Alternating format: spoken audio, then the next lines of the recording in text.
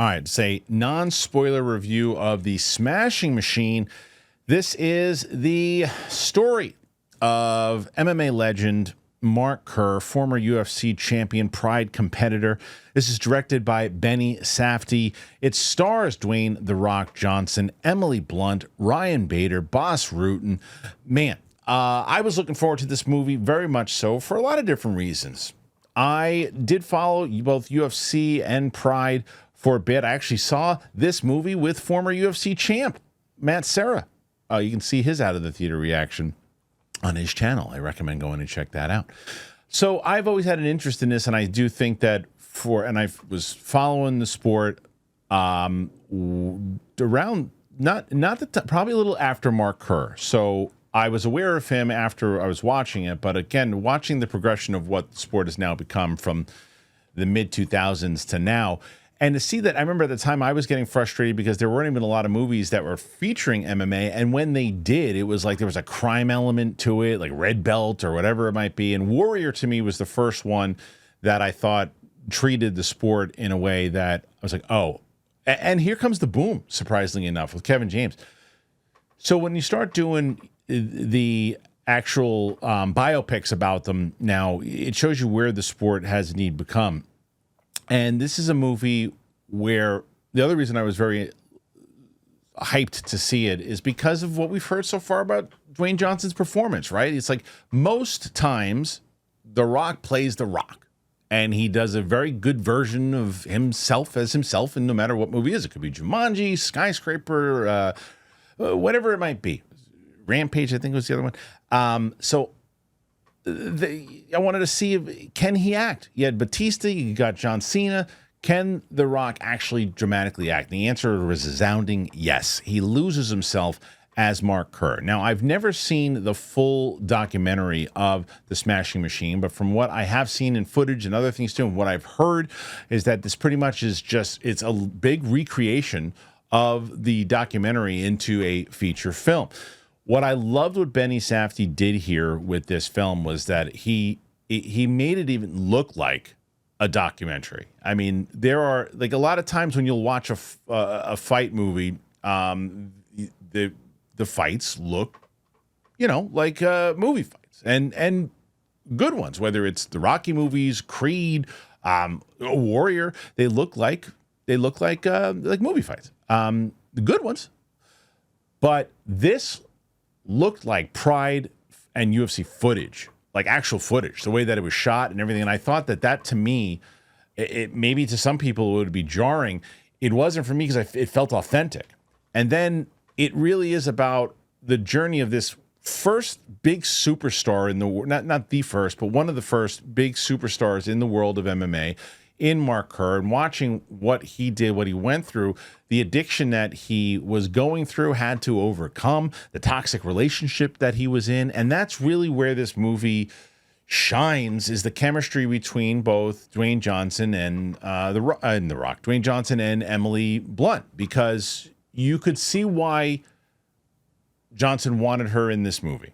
They worked together on Jungle Cruise. They probably had a good rapport, and the conversation probably came into where, hey, we have to get her involved. He feels comfortable, and you can tell why. The two of them have very generous moments, and it is quality acting. You can see that he goes to places that he's never gone before, and he transforms himself. Yes, he's a big dude in general. Mark Kerr was a monster. He becomes that big, but his face is different. But there were times that I forgot it was The Rock. He does the soft-spoken Mark Kerr voice, and he's going through these things, and it's not like one of the you just automatically think when you see these movies, oh, it looks like you're probably going to root against her. They're both destructive in this relationship that they have, and it doesn't help anybody in the way that they speak to each other, and it's a very real relationship. You believe it from start to finish. Now, it does play like a sports documentary. There aren't and there are some cliche moments of things that happen in sports biopics. I didn't mind that though, because I was invested enough in the story. I was invested enough in the performances that I was still kind of riveted the whole time because The Rock just really transforms. So I'm there. I say Ryan Bader, who was another UFC guy, I think for the amount of both him and Bas Rutten, because they're asked to go up against The Rock, who's been now acting for quite a while and is a big movie star.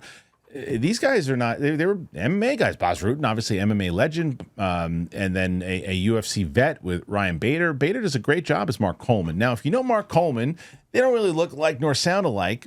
But if you don't really know Mark Coleman, it's not really the point. The point is he plays his friend and someone who he needs someone that is there for him.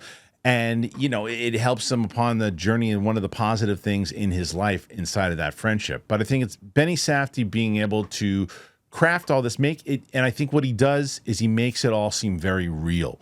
And that's what I responded to.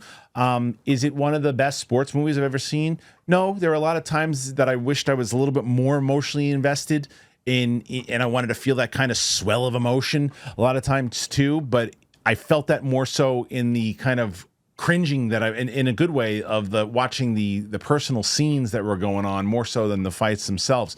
But I think that the movie works. It really works. I enjoyed it a lot. I recommend it. I'm going to go 4 out of 5 schmoes. 4 out of 5 schmoes. See, I'm back in that mode.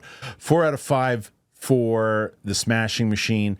And you really go for the performance of The Rock and the chemistry with Emily Blunt. I wouldn't be surprised if she got nominated for supporting actress.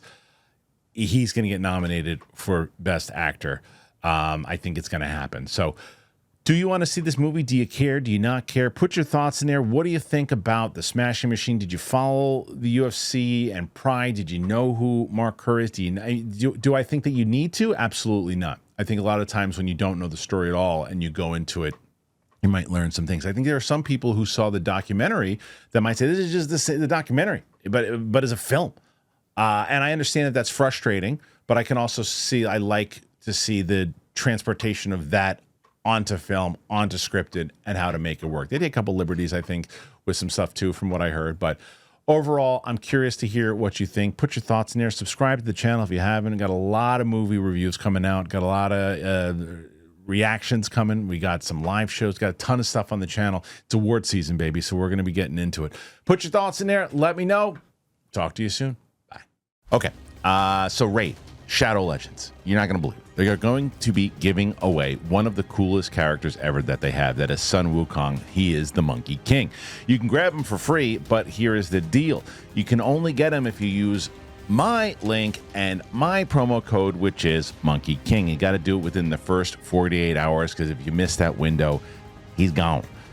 So if you're playing Raid Shadow Legends, there's always something fun to do, whether it's campaigns, whether it's dungeons, whether it's arena battles, clan bosses. It doesn't stop. And what's cool about Sun Wukong is he's ridiculous. I love how ridiculous he is. He steals buffs from enemies. He blocks theirs. His staff attack, it cuts right through the defense. And if you somehow manage to beat him, just revives.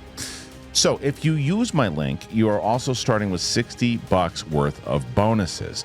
You get Tagoar, 300k silver, energy refills, XP boosters, and all that good stuff. So then when you hit level 15, you're going to unlock Tayrel, who's one of the strongest epic champions in the whole game. Honestly, if you have him when you first start, that's where you're going to wish you had those rewards. So don't wait. Click the link in the description, scan the QR code, which you get right here.